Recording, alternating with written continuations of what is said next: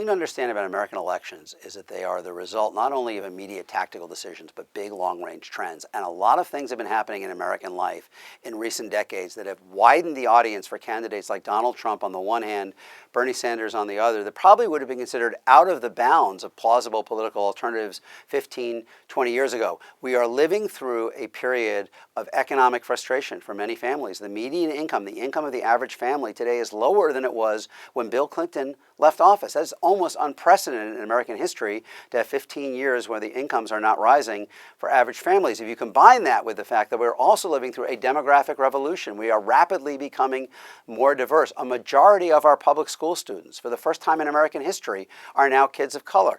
Economic frustration, demographic transformation has been a volatile combination in any society throughout really the history of the world. But if you add to that, we're polarized politically. We're having a lot of trouble getting anything done. That is diminishing confidence in the political system. And then we have this enormous communications revolution that is making it easier to organize politically and for candidates to talk directly to their audiences. You add all of that up, and you have conditions that were ripe for the kind of disruption that we're seeing this year from Donald Trump on the Republican side, from Bernie Sanders on the Democratic side. I believe the fundamental fault line in American politics now is about attitudes around the cultural and demographic changes that we are living through. The core of the Republican coalition tends to be older, blue-collar, non-urban, and religious whites who polls tell us are the most uneasy with many of both the cultural changes, the greater acceptance of gay marriage, for example, the demographic changes, the high levels of immigration that we have been living through. They are the most uneasy about the next America that is emerging. On the other hand, the Democratic coalition today is dominated by three groups: minority voters themselves, the millennial generation, and socially liberal white-collar whites who tend to be very accepting of the changes. And I believe that in essence, our politics now is a competition between a coalition of restoration and a coalition of transformation. And when Donald Trump says he's going to make America great again, he is speaking exactly to those who feel that their role in the society is being marginalized. They want to restore an America that has been. The problem is that he faces is that is seen as a direct challenge to those who are comfortable with what America is becoming.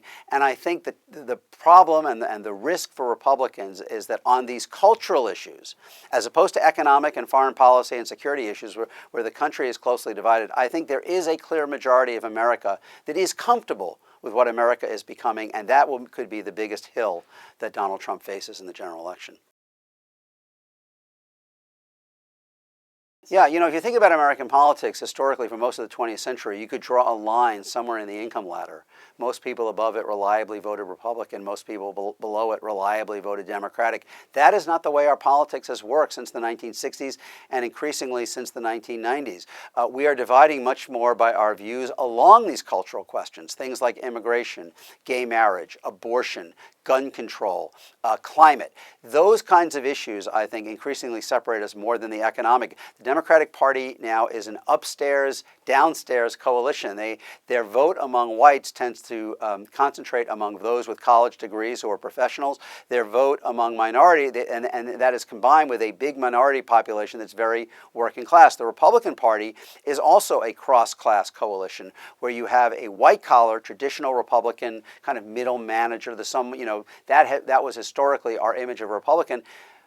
Republicans, voters without a college degree, are now half of the Republican Party.